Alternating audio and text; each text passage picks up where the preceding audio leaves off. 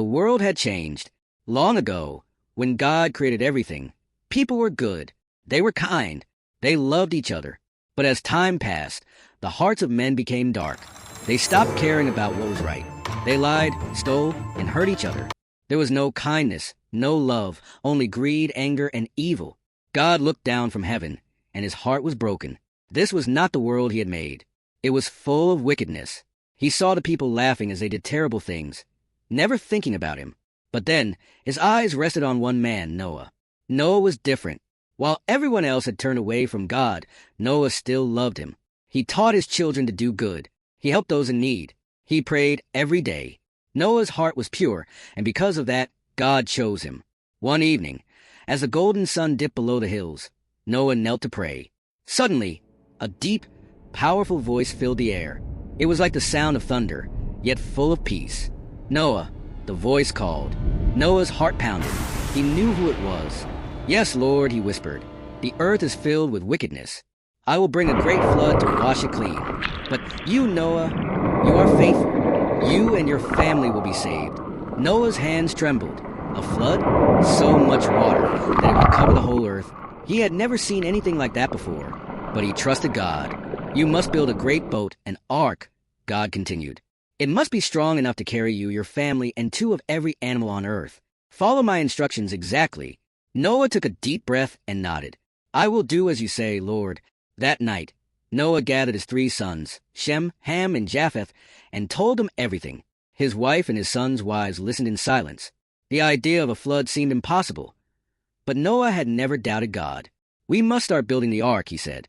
Tomorrow, the next morning, the work began. Noah and his sons cut down huge trees, dragging them to an open field. They shaped the wood and hammered it together. Day after day, they worked in the hot sun. Then, the mocking began. People gathered around, laughing. Noah, what are you doing? One man sneered. Building a boat, Noah replied, wiping sweat from his forehead. A boat? But there's no water anywhere. Another man scoffed. Have you lost your mind? Noah stood tall. The Lord is sending a flood. He told me to build this ark, so we will be safe. At first, people only chuckled, but soon, their laughter grew cruel. They called him a fool. They pointed at his sons and whispered behind their backs. But Noah did not stop.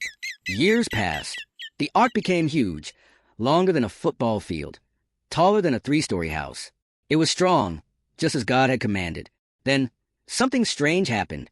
Animals began coming, 2 by 2. Lions padded silently up the ramp.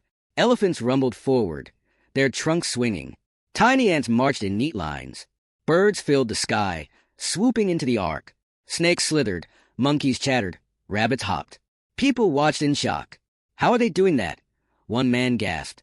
But still, no one believed. Then came the first raindrop. It landed softly on Noah's arm. He looked up. A second raindrop followed. Then another. Then the sky opened. Rain poured down like never before. The wind howled. Thunder roared. The ground shook. People screamed. They ran toward the ark, pounding on the massive door. Noah, let us in, they cried. But the door was shut, sealed by God's own hand. Inside, Noah's family held each other tightly as the ark rocked. Water rushed across the land, swallowing houses, trees, even mountains. For 40 days and 40 nights, the storm raged. The earth disappeared beneath the flood. Would they ever see land again? Stay tuned for the next thrilling chapters.